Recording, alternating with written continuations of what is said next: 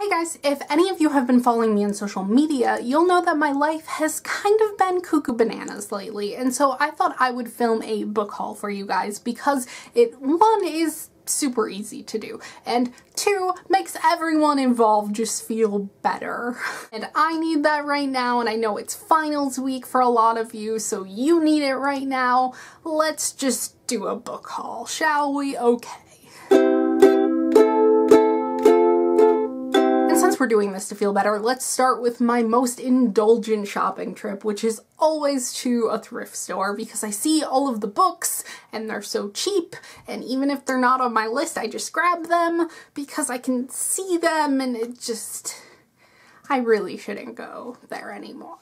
First one I have to show you is kind of a cover impulse. These are all impulse buys. Who am I kidding? But I went to my mom and I'm like, will you read this? And she's like, yeah. And I'm like, okay, then I'm gonna get it. Because look how pretty. Look how pretty that is. It's My Name is Memory by Anne Brashers, who obviously I like. This is her to the Traveling Pants, but all of her adult work that I've read, I've been very disappointed in. So I do like these kind of romance plots where they keep falling in love like every generation, like they get reborn and then they fall in love, and then they get reborn and they fall in love. It's about a guy who can remember all of his past lives, and so he keeps trying to find this girl that he falls in love with, his ultimate soulmate, and that sounds cute. And then I picked up Austenland by Shannon Hale, and I like the cover, and it's freaking tiny, and that's awesome. People were saying whatever the adaptation was on TV was really good, and so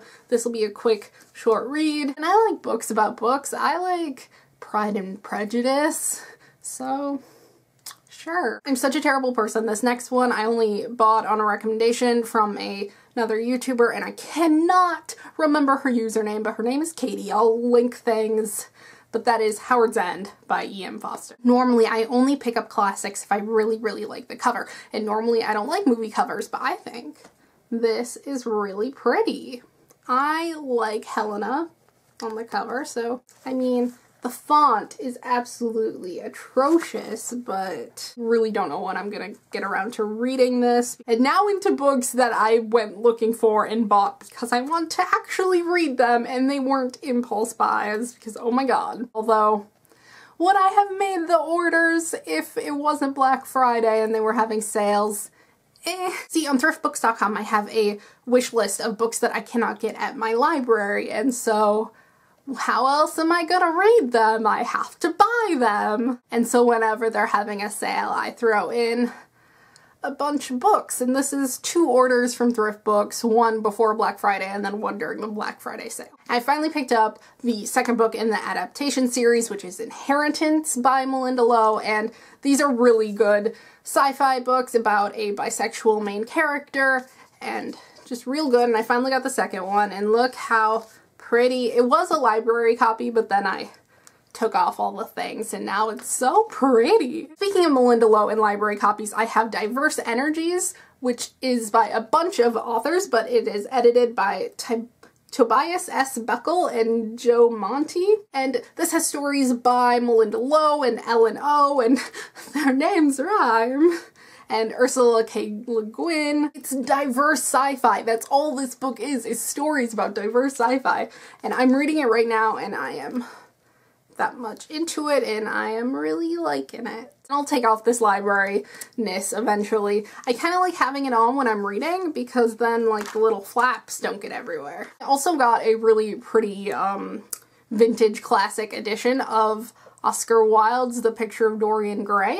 I've been looking for a really good edition of this book for a while because I tried to read it on my Kindle and I really, really, really enjoyed it. But it was just so hard on my Kindle, and I wanted to have the physical version. And then on Barry and Jasmine's channel, they both recommended Starter for 10 by David Nichols, and I don't really like this edition because this doesn't come off. This is printed on the book.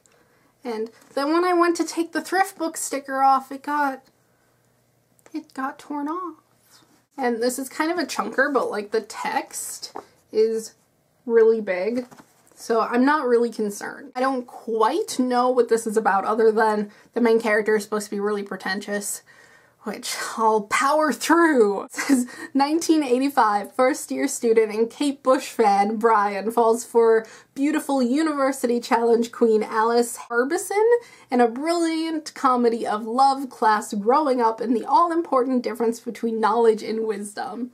That actually sounds right up my alley. I was very in the short story mood when I made this order, and I have Drinking Coffee Elsewhere by ZZ Packer. All of these blurbs on the back keep saying that it's like heartfelt about real people with bite.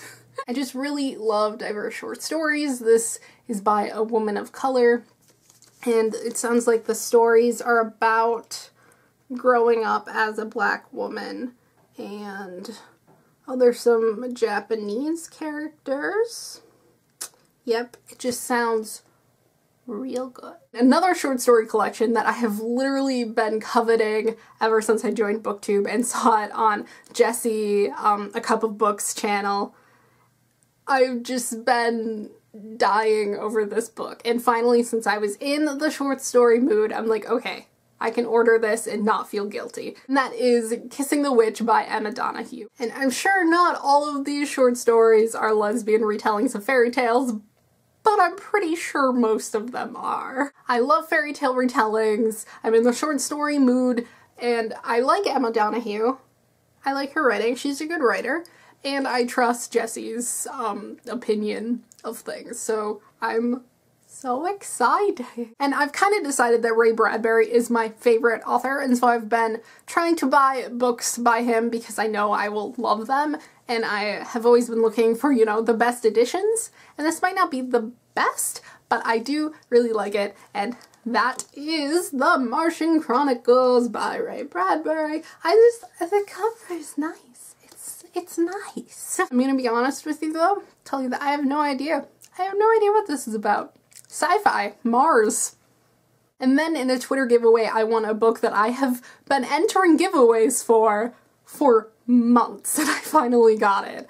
And that is The Vault of Dreamers by Craig M. O'Brien. This is a sci-fi book about a filmmaker, and already I'm like, yes, good. I will read this book no matter what comes after those sentences. But it involves a reality show, and they don't know they're on a reality show, and they take pills to go to sleep, but then she doesn't take her pill and she realizes this is all just a huge experiment. And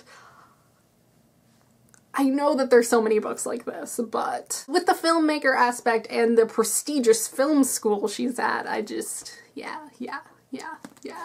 That is all I have for you guys today. Let me know if you've read any of these books, and if you like them or if you didn't like them, that's okay, let me know, and I will see you next time. Goodbye! I mean, I read 93 books this year, and this was my favorite one, so that might say something, I guess.